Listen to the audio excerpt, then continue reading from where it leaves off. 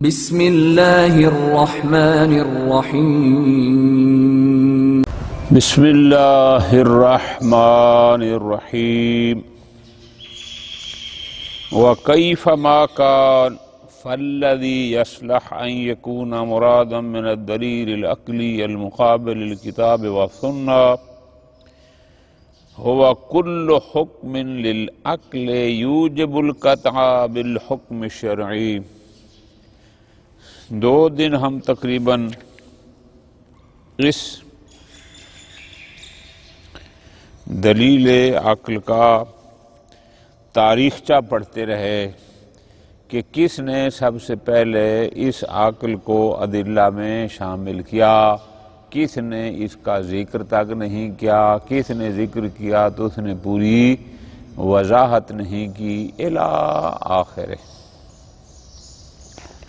اس کے بعد پھر یہ بات بھی آ گئی کہ اخباری حضرات سرے سے عقل کو ادلہ میں شمار ہی نہیں کرتے، جبکہ اس کے مقابل میں جو عامہ ہیں وہ پھر ہر قسم کی حکم عقل کو چاہے وہ ظنی بھی کیوں نہ ہو افراط و تفرید کا شکار ہیں۔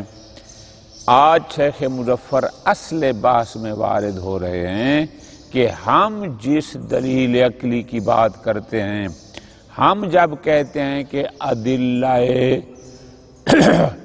احکام شرعیہ میں پہلی دلیل ہے کتاب، دوسری ہے سنت، تیسرا اجماع، چوتھا عقل، ہماری اس دلیل عقلی سے مراد کیا ہے؟ ذرا توجہ فرمانی ہے۔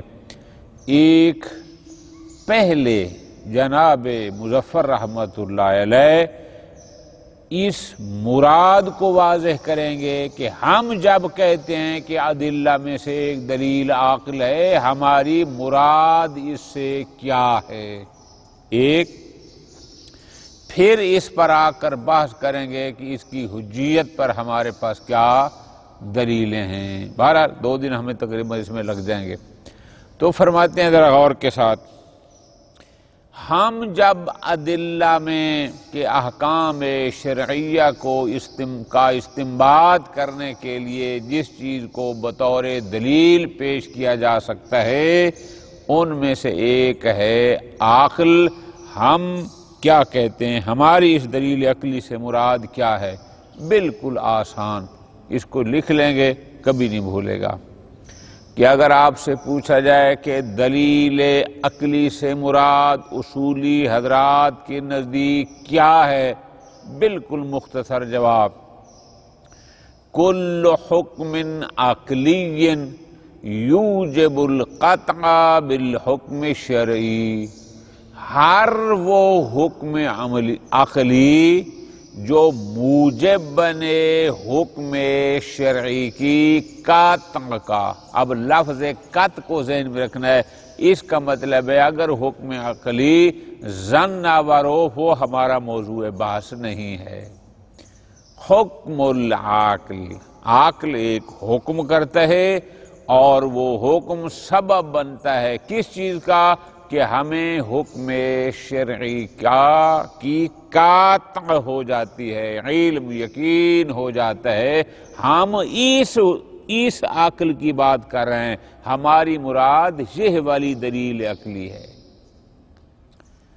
بالفاظ دیگر فرماتے ہیں، اس کو اب یوں بھی کہہ سکتے ہیں، کل قضیۃ عقلیہ یتوسل بہا الی العلم القطعی بالحکم الشرعی، بالکل آسان۔ قضیہ عقلیہ، مثلا عقل نے کہا الظلم قبیح، یہ عقل نے کہہ دیا۔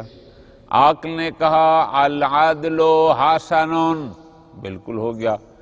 اب ہم اس قضیہ کے ذریعے پہنچتے ہیں کہاں تک کہ ہمیں حکم شرعی کہ الظلم حرام العدل واجب تک پہنچنا ہے۔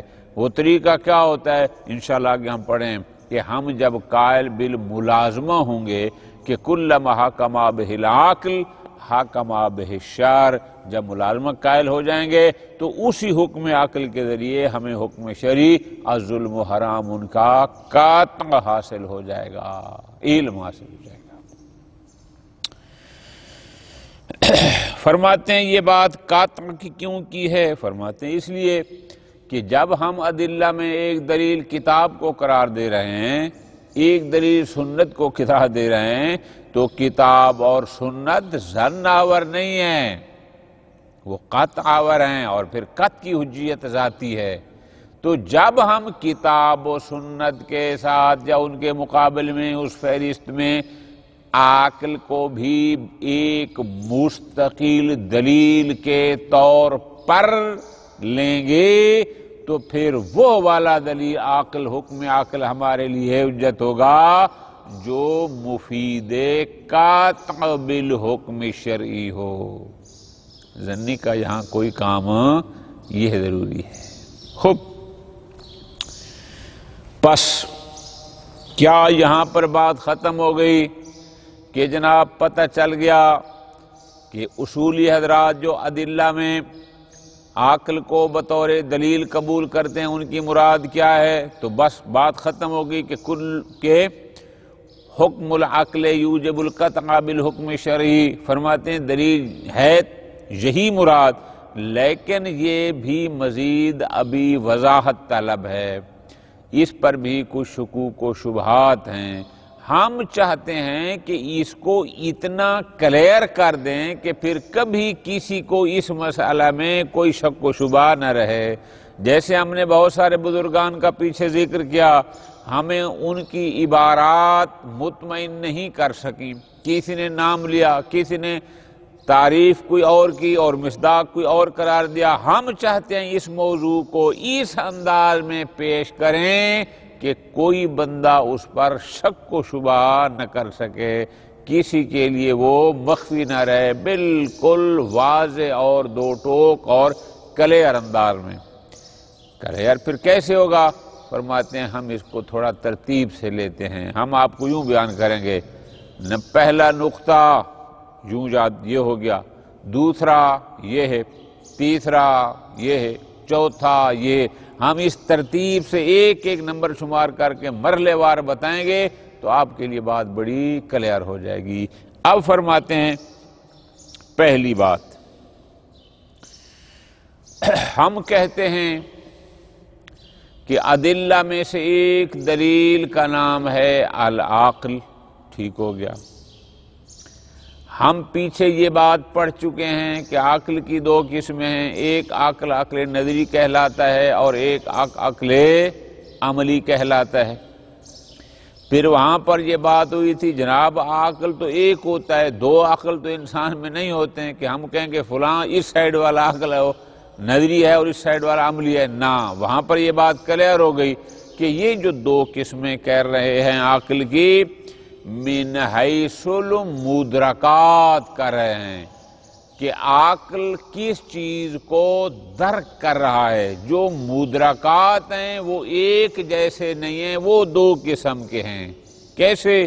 بالکل آسان، وہ ایسے کہ بسا اوقات عقل درک کرتا ہے ایسی چیز کو کہ جو مما یعلم کا مصداق ہوتی ہے، یعنی اس کو فقط جانا جاتا ہے، پریکٹیکل عملاً کیا نہیں جاتا، فقط جاننا جاتا ہے، مدرک معلومات میں سے ہے۔ اس کا نام رکھا تھا ہم نے عقل نظری۔ اور اگر عقل درک کرتا ہے ایسی چیز کو کہ جو مما یعمل کا مصداق ہو، یعنی وہ فعل من الافعال ہو، اس کو پریکٹیکل کیا جاتا ہو، اگر عقل اس چیز کا ادراک کرتا ہے تو اس لحاظ سے ہم کہتے ہیں کہ یہاں عقل عقل عملی ہے۔ الجو کلو اعظم من الجز، یہ فقط معلومات ہے، علم کی حد تک ہے۔ لیکن الظلم قبیح، یہ ظلم یہ فعل من الافعال ہے، اس کو کیا جاتا ہے، یہ پریکٹیکل ہے، تو لہذا الظلم الکل اعظم من الجز جیسا ادراک یہاں پر عقل عقل نظری ہوتا ہے، اور الظلم قبیح اگر اس کو جب عقل درک کرتا ہے تو اس کو نام دیا جاتا ہے عقل عملی۔ یہ پہلا نقطہ ہو گیا کہ عقل کی دو قسمیں، عقل نظری اور عقل عملی. ختم ہو گیا بات. نمبر 2، دوسرا کہ آپ جس عقل کو بطور دلیل پیش کر رہے ہیں، آپ جس عقل کو بطور حجت پیش کر رہے ہیں، آپ کی مراد عقل نظری ہے یا عقل عملی ہے؟ ظاہر عقل کی 2 قسمیں ہو گئی مرحلہ اول میں. تو دوسرا سوال یہی بنتا ہے کہ آپ ان میں سے کس کو حجت سمجھتے ہیں؟ فنقول. اب یہاں پر عبارت میں تھوڑا سا مسئلہ ہے، آپ اس کو اگر سمجھ کے پڑھیں گے تو نہیں ہوگا. یہ فنقول کہ ہم ان عقل کی 2 قسموں میں سے کس کو حجت سمجھتے ہیں، ذرا غور کرنا.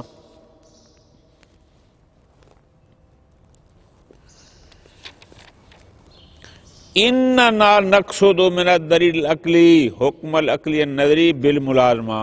اب یہاں درمیان میں ایک بات ہے، یہ ان کان المراد العقل النظری، اور پھر آگے آ رہا ہے اور فرماتے ہیں یہ جو اپنی بات ہے یہ آج ہم شاید وہاں نہ پہنچ سکیں کہ یہ جو ہے کہ مل مراد من العقل، کہ جس عقل کو آپ حجت سمجھتے ہیں اس سے آپ کی مراد کیا ہے، وہ ہم کل پہنچیں گے کہ ہماری مراد دلیل عقلی سے یہ ہے.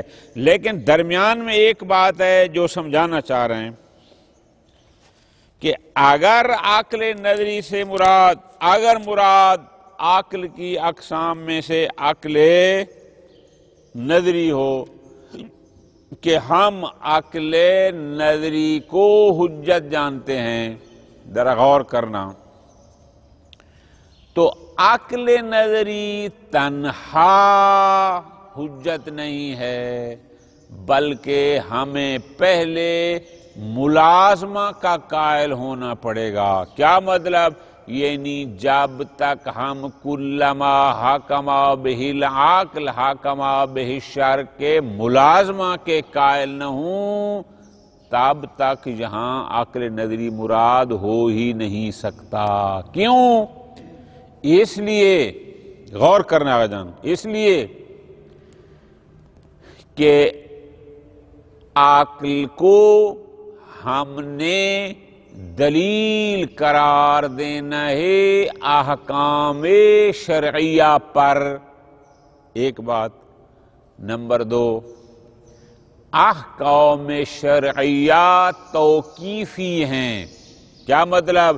یعنی جب تک اللہ کی طرف سے بھیجے گئے مبلغ ان احکام کو لوگوں تک پہنچائیں نہیں، کوئی بندہ آج خود اس کو درک کر ہی نہیں سکتا. اس لیے کہ اللہ نے بیان فرمانا ہے کیا حلال ہے اور کیا حرام. عقل نظری کا کام کیا تھا کہ جو ادراک کرے مما یعلم کا. اب یہ جو مما یعلم ہیں احکام، یہ توقیفی ہیں، جب تک بیان کرنے والا ان کو بیان نہ کرے اس حکم کا علم ہو نہیں سکتا. تو ظاہر ہے اگر ہم کہتے ہیں کہ ہماری مراد ہے عقل نظری، تو یہ اس صورت میں ہوگی کہ ہم ساتھ ملازمہ کے قائل ہوں گے، کیونکہ عقل نظری مستقلاً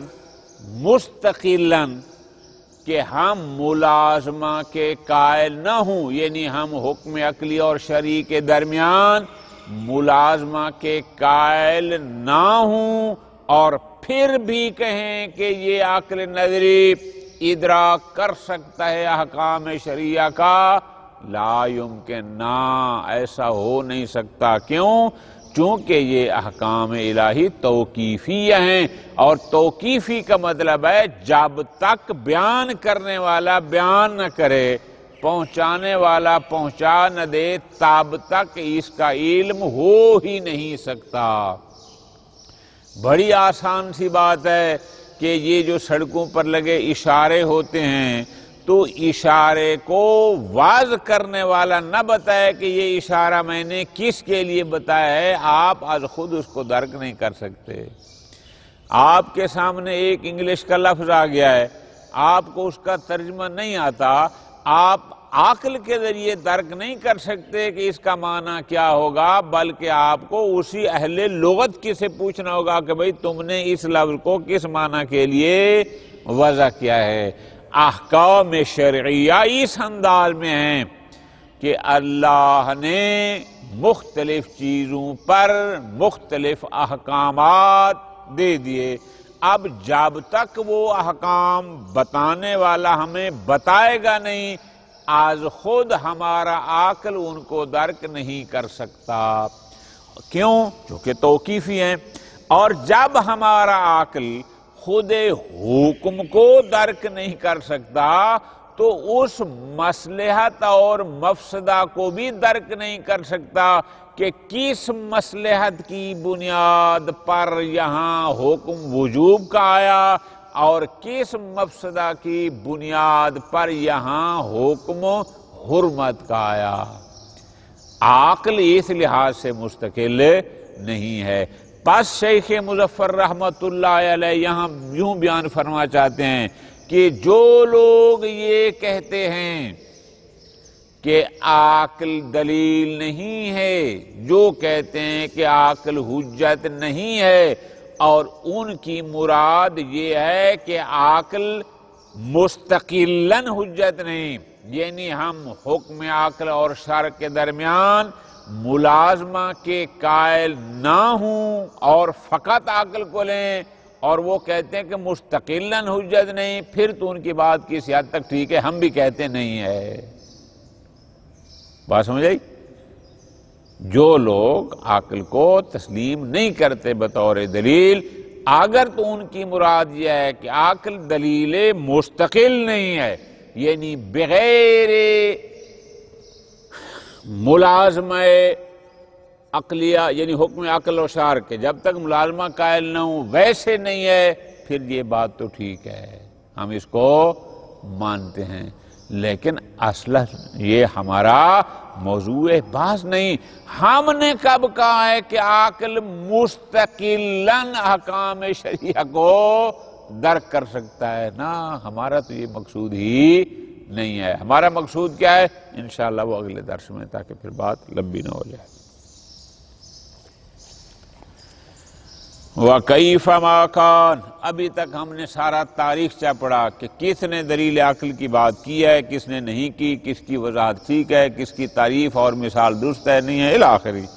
آج اپنی طرف سے اس موضوع کو شروع کر رہے ہیں۔ فرماتے ہیں فَالَّذِي يَصْلَحُ أَن يَكُونَ مُرَادًا مِنَ الدَّلِيلِ الْعَقْلِي، ہم جس دلیل عقلی کی بات کر رہے ہیں کہ کتاب اور سنت کے مقابل میں عقل بھی ادلہ میں سے ایک مستقل دلیل ہے، ہماری مراد دلیل عقلی سے یہ ہے۔ اب آپ اس کو یوں ہی لکھ لیں، وہ کیا ہے کہ کل حکم للعقل یوجب القطع بالحکم الشرعی، دلیل عقلی سے ہماری مراد یہ ہے ہر وہ حکم عقل جو حکم شرع کی قطع کا موجب بنے، اس کو ہم دلیل عقلی کہتے ہیں، کہ ایسا حکم عقل کہ جس سے ہمیں حکم شرعی کی قطع حاصل ہو جائے، یہ مراد ہے ہماری دلیل عقلی سے۔ واب عبارت انسانیہ، یا آپ یوں بھی کہہ سکتے ہیں کہ دلیل عقلی سے مراد کیا ہے؟ کل قضیۃ عقلیہ، ہر وہ قضیہ عقلیہ کہ یتوسل بہا، کہ جس کے ذریعے ہم پہنچ سکیں کدھر؟ الی العلم القطعی بالحکم الشرعی، کہ اس قضیہ عقلیہ کے ذریعے ہمیں حکم شرعی کا علم قطعی حاصل ہو جائے۔ بات دیکھیے، وَكَثَرَّ بِهَذَا الْمَعْنَى جَمَاعَةٌ مِنَ الْمُحَقِّقِينَ الْمُتَأَخِّرِينَ۔ خوب فرماتے ہیں وَهَذَا أَمْرٌ طَبِيعِيٌّ، ہم بار بار کہہ رہے ہیں کہ یوجب القطع، یا دوسری تعریف میں کہا علم قطعی، ہم ظن کو اصلا لا ہی نہیں رہے، ہم قطع کی بات کر رہے ہیں۔ فرماتے ہیں اس لیے لِأَنَّهُ إِذَا كَانَ الدَّلِيلُ الْعَقْلِي مُتَقَابِلًا لِلْكِتَابِ وَالسُّنَّةِ، اس لیے کہ جب ہم ادلہ میں کتاب اور سنت کے مقابل میں عقل کو بھی ایک دلیل مستقل کے طور پر لے رہے ہیں کہ ادلہ میں سے ایک دلیل کا نام ہے عقل. لا بد ان لا یعتبر حجتا الا اذا کان موجبا للقطع. کیوں؟ تو ضروری ہے کہ وہ دلیل عقلی تب تک حجت ہو ہی نہیں سکتی جب تک وہ موجب قطع نہ ہو. کیوں؟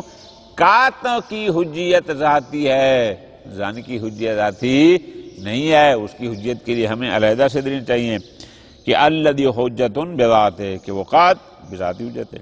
بس فَلِذَلِكَ لَا يَصِحُّ أَن يَكُونَ شَامِلًا لِلظُّنُونِ، اور یہی وجہ ہے کہ یہ دلیل عقلی ظنون کو شامل نہیں.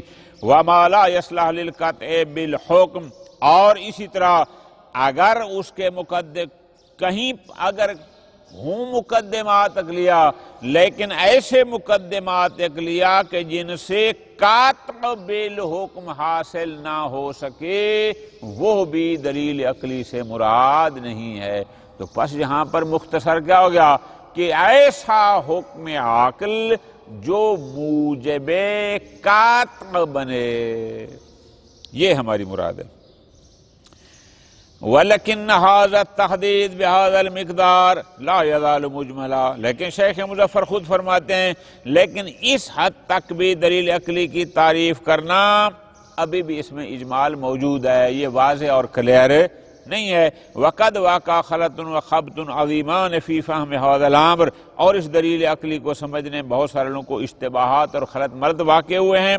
وَلِعَجْلِ أَن تَرْفَعَ جَمِيعُ الشُّكُوكِ وَالْمُغَالَطَاتِ وَالْأَوْهَامِ، تاکہ ہر قسم کا شک، مغالطہ، وہم رفع ہو جائے، بالکل واضح اور دو ٹوک ہو جائے کہ دلیل عقلی سے مراد کیا ہے. لا بد لنا من توضیح الامر بشیء من الباس، ہمیں چاہیے کہ ہم دلیل عقلی کو تھوڑا وسیع کر کے، تھوڑا وضاحت تفصیلات کے ساتھ اس کو بیان کریں. لوضع النکات علی الحروف کما یقولون فنقول.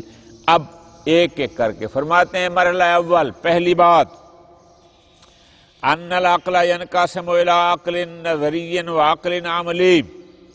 ہم نے کہا تھا پیچھے کہ عقل کی دو قسمیں ہیں مستقلات عقلیہ میں، ایک عقل نظری کہلاتا ہے اور ایک عقل عملی. وَهَذَا التَّقْسِيمُ بِاعْتِبَارِ مَا يَتَعَلَّقُ بِهِ الْإِدْرَاكِ، یہ باتیں ساری وہاں ہو چکی ہیں. تو عقل تو ایک ہے، دو عقل نہیں ہیں. ہم نے کہا تھا یہ جو عقل کی ہم نے تقسیم کی تھی یہ بلحاظ ادراک، یعنی مدرک کیسا ہے، مدرکات کے لحاظ سے عقل کی تقسیم ہے، ورنہ عقل ایک ہی ہوتا ہے. پس فالمراد من العقل النظری، عقل نظری سے مراد کیا ہے؟ ادراک ما ینبغی ان یعلم، کہ اگر عقل درک کرے اس کو کہ ینبغی ان یعلم، جس کو جانا جاتا ہے. میں نے آپ کو آسان اردو میں جملہ دیا کہ عقل نظری سے مراد کیا ہے. آپ جواب میں لکھیں گے کہ اگر عقل ایسی شے کا ادراک کرے جو مما یعلم کا مصداق بنتا ہو، اس کو عقل نظری کہتے ہیں. اے ادراک الامور التی لہا واقع، یعنی ان امور کا ادراک کرنا کہ جو واقعیت رکھتے ہیں لیکن ان کو فقط جانا جاتا ہے، کیا نہیں جاتا. خوب. والمراد من العقل العملی، اور عقل عملی سے مراد کیا ہے؟ ادراک ما ینبغی ان یعمل، کہ عقل درک کرے ایسی شے کو کہ جس کو کیا جاتا ہو، یعنی وہ کوئی فعل ہو، کوئی کام ہو جس کو انجام دیا جاتا ہے. اے حکم ہو، یعنی عقل یہ حکم لگائے کہ ان ھذا الفعل، کہ یہ وہ کام ہے، ینبغی فعلہ، کہ اس کو ہونا چاہیے یا اس کو نہیں ہونا چاہیے، یعنی فعل من الافعال، اس کو درک کرے اس کو کہتے ہیں عقل عملی. یہ ہو گیا پہلا مرحلہ کہ عقل کی دو قسمیں، ایک عقل نظری کہلاتا ہے اور ایک عقل عملی کہلاتا ہے. خوب. اب آ گیا دوسرا نقطہ. مل مراد من العقل الذی نقول انہ حجہ من ھذا القسمین. اب جب عقل کی دو قسمیں ہو گئیں، ہم ان میں سے کس کو حجت قرار دیتے ہیں؟ کیا ہم عقل نظری کی حجیت کے قائل ہیں یا عقل عملی کی حجیت کے قائل ہیں؟ یہ بات ہو گئی. اب اس کا جواب ہم کل پڑھیں گے کہ اننا نقصد من الدلیل عقلی حکم العقلی نظری بالملازمہ، لیکن آج اور بات ہے، درمیان میں کہتے ہیں ان کان المراد، اگر مراد عقل نظری ہو، فلا يمكن ان يستقل بادراک الاحکام الشرعیت ابتداء، تو ممکن ہی نہیں ہے کہ عقل احکام شرعیہ کو از خود درک کر سکے، یعنی ملازمہ کے قائل نہ ہوں اور عقل خود درک کردہ جائے کیا کہ فلاں پر حکم وجوب کا ہے، فلاں پر حرمت کا ہے، فلاں کا استحباب کا ہے، بغیر ملازمہ کے لا یمکن، یہ ممکن ہی نہیں ہے۔ کیا مطلب؟ فرماتے ہیں یعنی لا طریقہ للعقل، اصلا عقل کے پاس ایسا کوئی آپشن ہی نہیں ہے، اس میں یہ صلاحیت نہیں ہے ان یعلم من دون استعانت بالملازمہ، کہ ہم ملازمہ کے قائل نہ ہوں، یعنی حکم عقل اور شرع کے درمیان ملازمہ کے قائل نہ ہوں، اور اس کے باوجود بھی عقل اس بات کو درک کر لے کہ ان ھذا الفعل حکمہ کذا، کہ اس فعل کا شارع کے نزدیک حکم یہ ہے اور دوسرے فعل کا حکم یہ ہے، نہ اصلاً ایسا ممکن ہی نہیں ہے۔ وجہ کیوں عقل در نہیں کر سکتا احکام کو مستقلاً؟ فرماتے ہیں وَسِرُّ فِي ذَلِكَ واضح، وجہ یہ ہے لِأَنَّ احکام اللہ توقیفیہ، جتنے بھی احکام الہی ہیں یہ سارے توقیفی ہیں، فَلَا يُمْكِنُ الْعِلْمُ بِهَا إِلَّا مِن طَرِيقِ السِّمَاعِ مِن مُبَلِّغِ الْأَحْكَامِ المنصوب من قبلہ تعالی لتبلیغہا، چونکہ یہ احکام توقیفی ہیں اور ان احکام توقیفیہ کا اس وقت تک علم ہو نہیں سکتا جب تک اللہ کی طرف سے بھیجا ہوا مبلغ ان احکام کو لوگوں تک پہنچائے نہیں، تب تک ان کا علم ہو ہی نہیں سکتا۔ اس لیے کہ ان احکام اللہ لیست من القضایا، اس لیے کہ یہ احکام الہی کوئی قضایا بدیہیہ میں سے نہیں ہے، جیسے ہم کہتے ہیں کہ 2 4 کا نصف ہے، 4 8 کا نصف ہے، اب یہ قضایا بدیہیہ ایسا نہیں ہے۔ وَلَيْسَتْ مِمَّا تَنَالُهَا الْمُشَاهَدَةُ، اور نہ ہی وہ کوئی ایسی چیز ہے کہ ہم دیکھ کر کہیں کہ جناب ھذا واجب، اور دیکھ کر کہیں کہ یہ، یا حواس خمسہ کے کہ ہم اس کو ہاتھ لگا کر لمس کر کے یا اس کو سونگھ کر یا اس کو چکھ کر کہہ سکیں کہ یہ حلال ہے اور یہ حرام، نہ ایسا نہیں ہے۔ وَلَيْسَتْ أَيْضًا مِمَّا تَنَالُهَا التَّجْرِبَةُ وَالْحَدَثُ، آپ تجربات اور گمان کے ذریعے بھی، میرا گمان ہے کہ اس کا حکم وجوب کا ہوگا، میرا تجربہ یہ ہے کہ اس پر وجوب کا تھا تو اس پر ہوگا، او قیاس و استحسان کی طرح، نہ ایسا نہیں ہے۔ پس وَإِذَا كَانَتْ كَذَلِكَ، اب جب طے ہو گیا کہ احکام شرعیہ ہیں توقیفیہ، جب تک اللہ کی طرف سے منسوب مبلغ ان احکام کو نہ پہنچائے، صرف عقل، فقط عقل تنہا درک نہیں کر سکتا۔ فرماتے ہیں فَكَيْفَ يُمْكِنُ الْعِلْمُ بِهَا، کیسے یہ ممکن ہے کہ ان احکام شرعیہ کا علم ہو جائے، من غیر طریق السماع من مبلغہا، مبلغ احکام سے سنے بغیر، کہ مبلغ نے ان احکام کی تبلیغ نہ کی ہو اور ہمیں اس کا علم ہو جائے کہ حکم کیا ہے، ایسا نہیں ہے۔ فرماتے ہیں وَشَأْنُهَا فِي ذَلِكَ، ان احکام کا طریقہ وہی ہے جیسے باقی مجعولات بشری میں ہے، کہ جیسے اہل لغت الفاظ کو معنی کے لیے وضع کرتے ہیں، یا خطوط و اشارات یہ جو سڑکوں پر لگے ہوتے ہیں، تو ظاہر جو وضع کرتا ہے وہ بتاتا ہے کہ میں نے اس کو کس کے لیے وضع کیا، اس لفظ کو کس معنی کے لیے، اس اشارے کو کس معنی کے لیے، الاخر ہی ختم۔ اب بات کلیئر ہو گئی کہ عقل کے پاس مستقلاً یہ صلاحیت نہیں کہ وہ احکام، خود احکام کو درک کر سکے بغیر ملازمہ، نہ ایسا نہیں ہے۔ کذالک ملاقات الاحکام کنفس الاحکام، جیسے عقل خود حکم وجوب کو درک نہیں کر سکتا مستقلاً، اس کی مصلحت کو بھی درک نہ، ملاک یعنی مسالے، کہ کس مصلحت کی بنیاد پر یہ واجب ہوا اور کس مفسدہ کی بنیاد پر یہ حرام ہوا، جیسے وہ نہیں کر سکتا یہ بھی نہیں کر سکتا۔ لا یمکن العلم بہا، عقل ان ملاقات احکام کا علم بھی حاصل نہیں کر سکتا، ان کا ادراک نہیں کر سکتا، الا من طریق السماع من مبلغ احکام، مگر یہ کہ مبلغ احکام خود بتائے کہ اس کو واجب کیوں کیا گیا، مصلحت کیا تھی، اور اس کو حرام کیوں کیا گیا، اس میں مصلحت کیا، مفسدہ کیا تھا۔ فرماتے ہیں لِأَنَّهُ لَيْسَ عِنْدَنَا قَاعِدَةٌ مَضْبُوطَةٌ نَعْرِفُ بِهَا اسرار احکام اللہ و ملاقاتها، ہمارے پاس کوئی ایسا کلیہ نہیں ہے کہ ہم اس کلیہ کو جاری کر کے احکام الہی کے رموز اور معیارات کو جان سکیں کہ جن کی وجہ سے کسی پر حکم وجوب کا آیا اور کسی پر حکم حرمت تھا، ایسا کوئی قانون ہمارے پاس نہیں ہے جو قطع ہو۔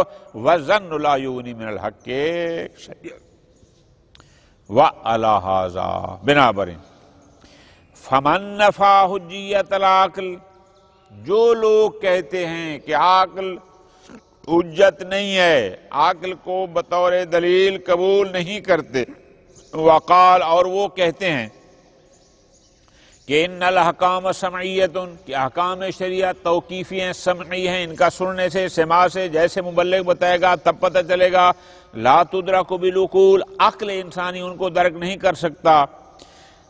اگر وہ یہ کہتے ہیں فَهُوَ عَلَىٰ حَقٍ، پھر ان کی بات ٹھیک ہے، لیکن اس صورت میں ٹھیک ہے اذا اراد من ذلك ما اشرنا علیہ، اگر ان کی مراد وہ ہے جو ہم نے کیا کہا ہے، ہم نے یہ کہا ہے کہ نفی استقلال العقل النظری من ادراک الاحکام و ملاقاتها، ہم یہ کہہ رہے ہیں کہ عقل نظری احکام شرعیہ اور ملاقات احکام شرعیہ کو درک کرنے میں مستقل نہیں ہے، یعنی ہم ملازمہ کے قائل نہ ہوں اور کہیں کہ مستقلاً درک کر سکتا ہو، نہ ایسا نہیں ہے۔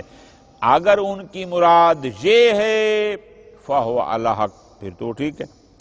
وَلَعَلَّ بَعْضُ مُنْكِرِ الْمُلَازَمَةِ بَيْنَ، اس وجہ سے کہ بعض لوگ جو حکم عقل اور حکم شرع کے درمیان ملازمہ کا انکار کرتے ہیں، شاید ان کی مراد یہی ہو، جیسے صاحب فصول ہیں اور کچھ اخباری حضرات ہیں۔ وَلَكِنْ خَانَهُ التَّعْبِيرُ عَنْ مَقْصُودِهِ، لیکن انہوں نے اپنے مقصود کو واضح کرنے میں خیانت سے مراد کیا، یعنی صحیح انداز میں اس کو پیش نہیں کیا۔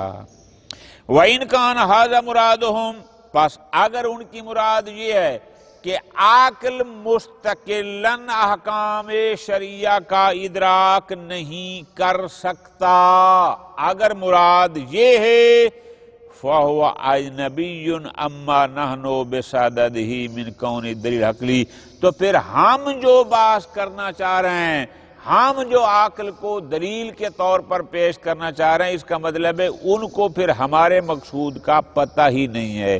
بھئی ہم یہ کہتے ہیں کہ دلیل عقلی حجت ہے جس کے ذریعے حکم شرعی تک پہنچا جائے، ہم وہ بات کر رہے ہیں، اور وہ کہتے ہیں کہ عقل مستقلاً حکم شرعی کا ادراک نہیں کر سکتا، نہ وہ ہمارے مقصود کو سمجھے ہی نہیں ہیں۔